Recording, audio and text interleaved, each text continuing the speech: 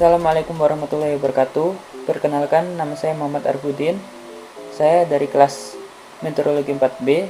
Tujuan dibuatnya video ini adalah untuk memenuhi tugas ulangan akhir semester mata kuliah Meteorologi Tropis. Baiklah, kita akan lanjut ke pembahasannya. Untuk soal yang pertama yaitu jelaskan cara identifikasi ketinggian boundary layer dengan analisis profil vertikal suhu udara, suhu potensial, angin, dan kelembapan. Gunakan satu kasus bisa dengan model numerik ECMWF atau contoh kasus dari jurnal. Lapisan batas atmosfer atau atmospheric boundary layer merupakan bagian dari atmosfer paling bawah, troposfer, di mana medan aliran sangat dipengaruhi langsung oleh interaksi dengan permukaan bumi dan sensitif terhadap berbagai kondisi di permukaan bumi dalam waktu singkat menurut Stuhl 1988 dan Garrett 1992. Sumber turbulensi di ABL yaitu melalui mekanisme termal, arus konvektif, dan mekanisme topografi dan permukaan bumi. Ketinggian ABL bervariasi terhadap waktu dan tempat. Variabilitas dari ketinggian ABL didominasi oleh siklus diurnal yang sangat kuat. Biasanya rendah pada malam hari ketika permukaan menjadi lebih stabil karena pendinginan dari radiasi inframerah. Kemudian akan bertambah tinggi dengan cepat hingga mencapai beberapa kilometer pada siang hari, ketika pemanasan matahari menyebabkan kondisi yang tidak stabil. Adapun bagian-bagian dari ABL itu sendiri yaitu ada surface layer, yaitu lapisan kontak antar muka permukaan atau lapisan batas molekuler. Ada mixed or subcloud layer, yaitu lapisan homogen atau lapisan yang menempati sebagian besar CBL pada siang hari di atas daratan. Lapisan ini memiliki laju penurunan adiabatik dan kelembaban spesifik, suhu potensial, dan momentum yang hampir konstan. Ada juga yaitu transport layer atau entertainment zone, adalah tempat awan dangkal terbentuk jika tingkat kondensasi pengangkatan tercapai. Paket udara dari atmosfer bebas dapat memasuki ABL melalui pencampuran turbulen di zona entertainment. Ada juga cloud layer, terbentang dari atas sampai bawah. Convective boundary layer, yaitu tadi turbulensi yang pada siang hari. Stable boundary layer, malam hari udara hangat bergerak di atas permukaan dingin. Dan yang terakhir itu residual layer.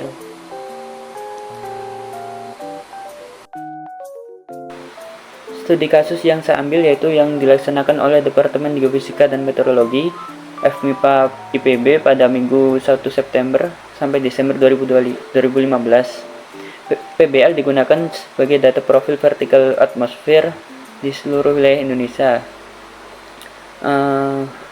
Dari bulan Januari 2015 sampai dengan Juni 2015 yang diperoleh dari data ECMWF, reanalisis era interim dengan resolusi spasial 2,5 kali 2,5, profil vertikal temperatur. Profil vertikal dari data ECMWF yang digunakan untuk menemukan ketinggian PBL berupa level tekanan, geopotensial, temperatur, kelembapan spesifik, kelembapan relatif, angin U dan angin V, angin zonal dan angin meridional. Untuk grafik parameternya terhadap ketinggian, profil vertikal suhu dilambangkan oleh T, terus suhu potensial oleh theta, kelembapan spesifik Q, kecepatan angin V di troposfer bagian bawah. Dari data yang ditampilkan terlihat variasi yang cukup jelas dalam ketinggian PBL sepanjang bulan-bulan yang berbeda. Pada bulan Januari, ketinggian PBL mencapai puncaknya, terutama pada level 75 meter, diikuti oleh 50 meter dan 25 meter. Namun, pada bulan Februari terlihat penurunan signifikan pada ketinggian PBL di seluruh level dibandingkan dengan bulan sebelumnya. Pada bulan Maret dan April, ketinggian PBL menunjukkan variasi yang lebih stabil karena meskipun tidak setinggi pada bulan sebelumnya yaitu bulan Januari. Masuki pada bulan Mei dan Juni, ketinggian PBL kembali menunjukkan peningkatan dengan level 75 meter mencapai ketinggian yang cukup signifikan. Hal ini menunjukkan bahwa pada bulan-bulan tertentu kondisi meteorologi dan sirkulasi atmosfer mengaruhi ketinggian PBL secara real atau nyata. Secara tahunan, ketinggian PBL pada 75 meter menunjukkan variasi yang paling signifikan dibandingkan dengan 50 meter dan 25 meter. Nilai tahunan ini memperlihatkan bahwa ketinggian PBL mengalami fluktuasi yang cukup besar sepanjang tahun dengan puncak yang sering terjadi pada level 75 meter. Variasi ini juga dapat dikatakan dengan siklus diurnal, di mana pemanasan matahari di siang hari menyebabkan ketidakstabilan atmosfer yang lebih tinggi dan meningkatkan ketinggian PBL. Sebaliknya, pada malam hari, permukaan bumi yang mendingin cenderung membuat atmosfer lebih stabil dan menurunkan ketinggian PBL. Untuk soal yang kedua, yaitu menjelaskan cara interpretasi gambar untuk monitoring tropical wave tersebut dengan perhatikan nilai dan parameter. Sumbu horizontal menunjukkan yaitu zonal wave number, propagasi gelombang. Sumbu vertikal menunjukkan frekuensi in cycle per day atau putaran per hari. Dan ada juga nilai intensitas, yaitu yang merujuk pada warna pada gambar. Sumbu X menunjukkan nomor gelombang zonal wave number. Nilai positif ke kanan menunjukkan gelombang bergerak ke arah timur, sedangkan nilai negatif ke kiri menunjukkan gelombang bergerak ke arah barat.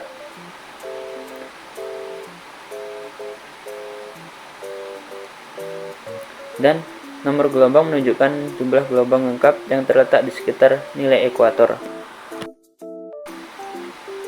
Pada sumbu Y menunjukkan frekuensi dalam siklus per hari atau cycle per day. Speedy ini mengartikan berapa sering gelombang terjadi dalam satu hari. Frekuensi yang lebih tinggi menunjukkan peristiwa yang lebih sering atau gelombang yang lebih pendek dalam waktu. Garis periode yang ditunjukkan pada kurva hitam yang melengkung menunjukkan periode waktu yang terkait dengan frekuensi tertentu seperti 2,5 hari, 5 hari, dan 10 hari, atau seterusnya. Garis ini membantu mengidentifikasi periode osilasi dari gelombang tropis pada frekuensi yang berbeda. Terdapat juga garis horizontal putus-putus yang menunjukkan frekuensi tertentu, misalnya 0,1, 0,2, 0,3 GPD.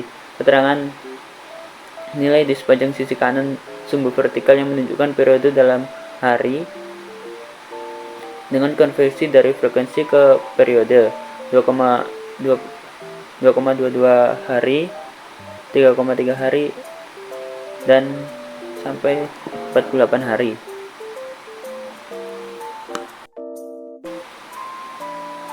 Untuk jenis gelombangnya ada Mixed Rossby Gravity, Kelvin, Equatorial Rossby, dan MGO. Mixed Rossby Gravity Wave ditunjukkan oleh kotak ungu di bagian kiri atas, biasanya dengan nomor gelombang negatif dan frekuensi lebih tinggi. Untuk gelombang Kelvin ditunjukkan oleh kotak biru di bagian tengah kanan atas dengan nomor gelombang positif dari frekuensi sedang hingga tinggi. Untuk Equatorial Rossby Wave ditunjukkan oleh kotak merah di bagian bawah kiri dengan nomor gelombang negatif dan frekuensi rendah. Yang terakhir MGO ditunjukkan oleh kotak hitam di bagian bawah tengah dengan nomor gelombang negatif dan positif serta frekuensi sangat rendah. Untuk pola warnanya sendiri menunjukkan kekuatan sinyal atau energi dari gelombang pada frekuensi dan nomor gelombang tertentu. Semakin hangat warnanya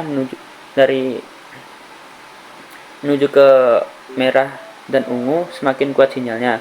Dengan mengamati pola warna di dalam kotak-kotak itu, kita dapat memonitor atau menganalisis aktivitas gelombang tropis yang berbeda berdasarkan frekuensi dan nomor gelombang zonal. Untuk aktivitas Rossby gravity wave sendiri terletak pada frekuensi sekitar 0,1 hingga 0,4 cycle per day dan nomor gelombang zonal negatif sekitar minus 10 hingga minus 5. Intensitas sinyal yang lebih tinggi menunjukkan adanya aktivitas kuat gelombang Rossby campuran atau depresi tropis di wilayah ini.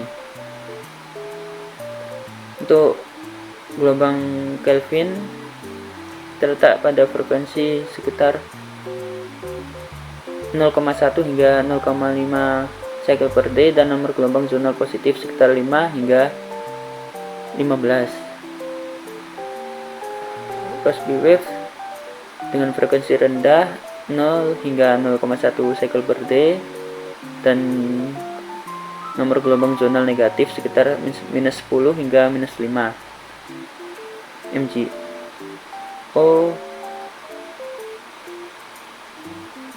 Frekuensi 0 hingga 0,1 cycle per day dan nomor gelombang zonal negatif sekitar minus 10 hingga minus 5 hingga minus 10. Aktivitas kuat pada wilayah ini menunjukkan oscilasi Madden-Julian dengan periode panjang 30 hingga 60 hari. Untuk soal yang selanjutnya itu menjelaskan tentang tahap-tahap teknik Dvorak dalam menentukan tropical cyclone. Teknik Dvorak adalah metode menggunakan citra satelit inframerah atau citra satelit tampak untuk memperkirakan intensitas sistem tropis secara kuantitatif.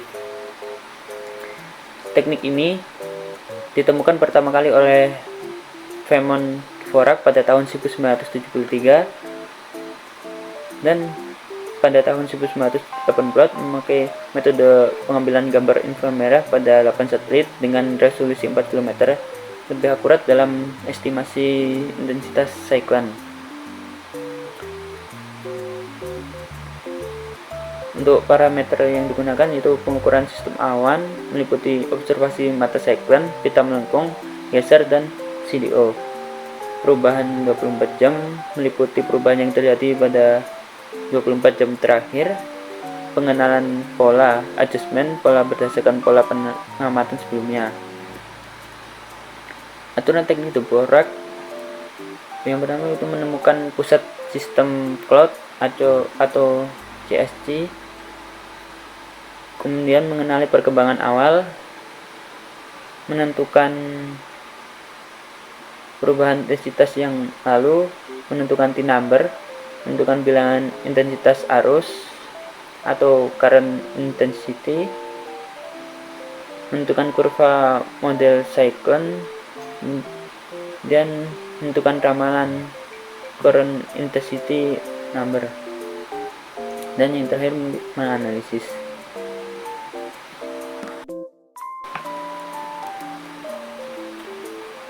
Teknik Dvorak mengidentifikasi beberapa pola klasik awan yang terkait dengan siklon tropis. Ada curve band, pola awan melengkung mengelilingi pusat siklon. Center dense overcast atau CDO, awan yang sangat tebal dan padat di sekitar pusat siklon. Eye pattern, mata siklon yang jelas terlihat dikelilingi oleh awan konvektif. Shear pattern, pola yang menunjukkan angin geser yang menghambat perkembangan siklon. Untuk prosedur ramalannya itu dibuat dengan menggunakan kurva model siklon atau dengan menyesuaikan kurva ketika ada indikasi adanya gangguan akibat pendaratan atau sirkulasi yang tidak menguntungkan. Perubahan angka T yang tidak normal atau perubahan fitur awan yang berhubungan dengan intensifikasi siklon. Perkiraan yang dimodelkan harus diubah ketika salah satu dari 3 peristiwa terjadi. Yang pertama yaitu pembalikan tren akibat perubahan densitas di masa lalu. Yang kedua, semua tanda intensifikasi tampak berlawanan dengan tren yang diharapkan. Yang ketiga yaitu siklon memasuki atau meningkatkan lingkungan yang akan mengaruhi trennya. Untuk menentukan jumlah modifikasi siklon dalam peristiwa jenis ini, fitur awan dan waktu terjadinya dipertimbangkan.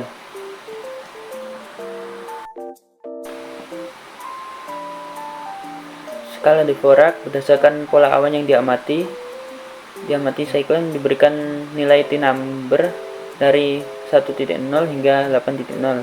Nilai ini meningkat seiring dengan intensitas siklon yang bertambah. T1.0 hingga T1,5 depresi tropis, T2.0 hingga T2.5 badai tropis lemah, T3.0 sampai T3.5 badai tropis sedang, T4.0 sampai T4.5 badai tropis kuat, T5.0 sampai dengan T8.0 topan atau badai besar.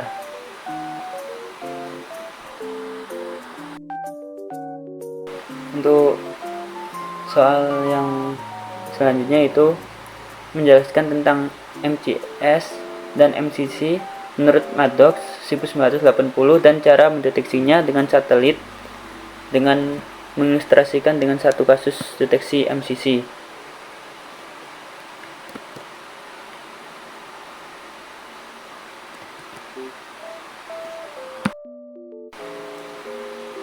Mesoscale Convective System atau MCS merupakan sistem konveksi yang mencakup skala meso, yaitu skala yang lebih besar dari skala lokal tetapi lebih kecil dari skala sinoptik. MCS terdiri dari kumpulan awan konvektif dan hujan yang terorganisir, seringkali mencakup area yang luas dan dapat bertahan selama beberapa jam hingga lebih dari 1 hari. Contoh MCS termasuk squalene, boecous, tropical squalene, mesoscale convective complex. MCS mengacu pada semua sistem konvektif yang lebih besar dari 50 km.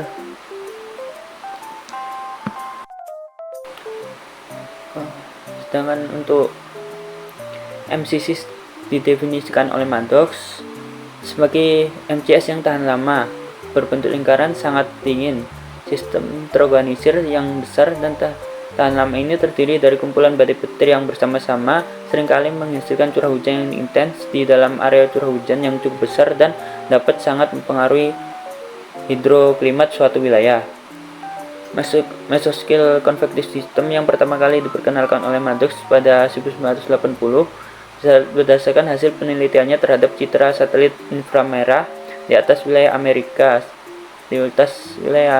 Serikat bagian tengah dan timur di sepanjang tahun 1978. Maddox menyebutkan MCC sebagai daerah pada citra satelit inframerah yang memiliki brightness temperatur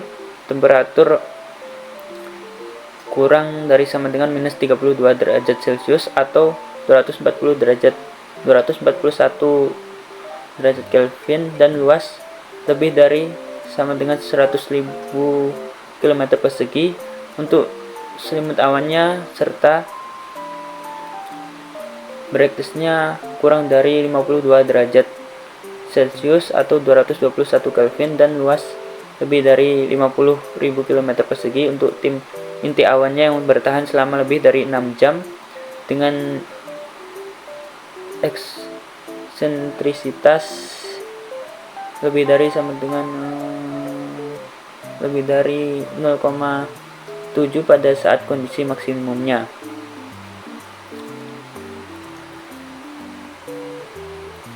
Studi kasus yang saya ambil yaitu pada daerah Papua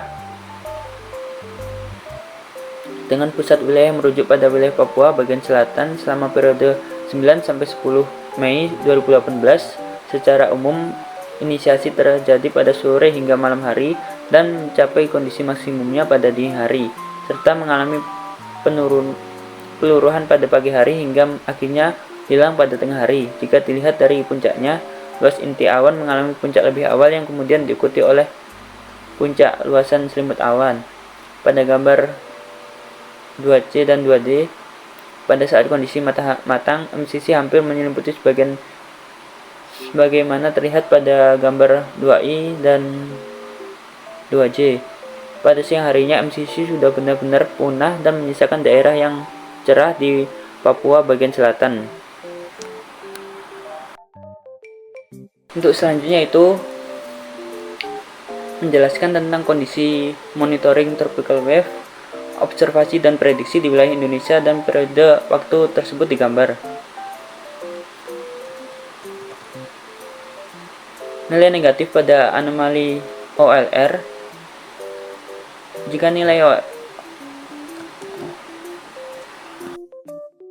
OLR yang outgoing long wave radiation yang diobservasikan lebih rendah dari nilai rata-rata klimatologisnya, maka anomali OLR dapat bernilai negatif. Ini menandakan bahwa ada lebih sedikit radiasi yang dipancarkan keluar angkasa dibandingkan dengan kondisi rata-rata yang biasanya disebabkan oleh awan tebal atau konveksi yang kuat yang menghambat radiasi keluar.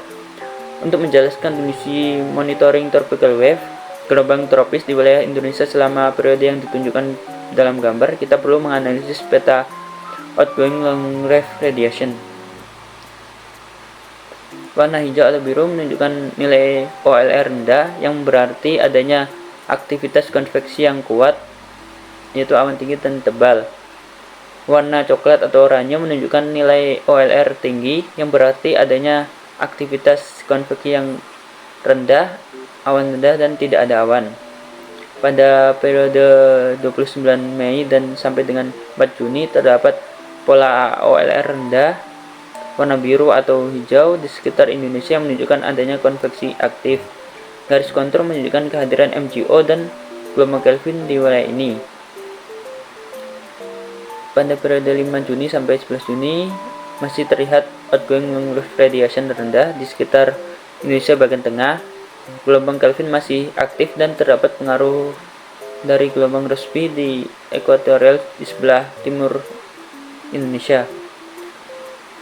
Pada 12 Juni sampai dengan 18 Juni, pola OLR rendah di sekitar wilayah barat Indonesia menunjukkan adanya aktivitas konvektif MGO dan gelombang Kelvin terus mempengaruhi wilayah ini. Pada 19 Juni sampai dengan 25 Juni, aktivitas konvektif terlihat di wilayah barat dan tengah Indonesia dengan outgoing long wave radiation rendah. Pengaruh MGO dan gelombang Rossby ekuatorial masih terlihat pada periode ini. Selanjutnya untuk GFS forecast sendiri, yaitu prediksinya pada 26 Juni sampai 2 Juli, prediksi menunjukkan outgoing long wave radiation tinggi. Warna coklat di sebagian besar wilayah Indonesia menunjukkan aktivitas konvektif yang rendah. Gelombang Kelvin dan MGO diprediksi tidak aktif di wilayah ini selama periode ini. 3 Juli sampai 9 Juli, prediksi menunjukkan OLR rendah di wilayah barat Indonesia menunjukkan adanya peningkatan aktivitas konvektif. Pengaruh gelombang Rossby ekuatorial terlihat di wilayah ini. Pada 10 Juli sampai dengan 23 Juli, prediksi menunjukkan outgoing long wave radiation rendah di wilayah tengah Indonesia menunjukkan aktivitas konvektif yang meningkat. Gelombang Kelvin serta MGO juga terlihat di wilayah ini pada periode ini. Dari analisis yang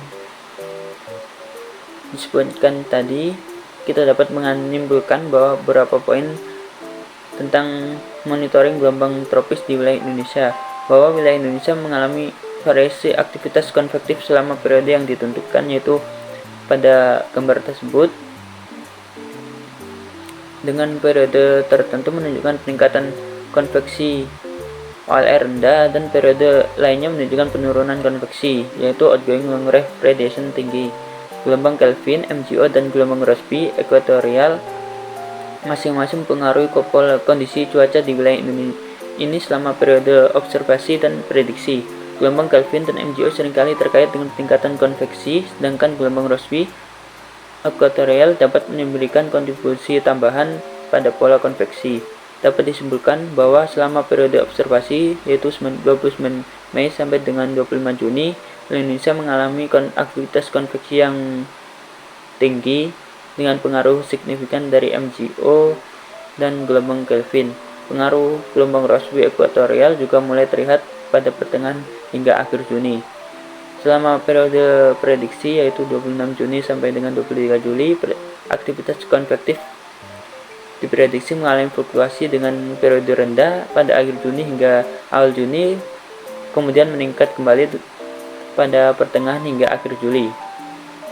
Pengaruh MgO dan gelombang Kelvin diprediksi lebih dominan, sementara gelombang Rossby ekuatorialnya juga memberikan kontribusi yang pada peningkatan konveksinya.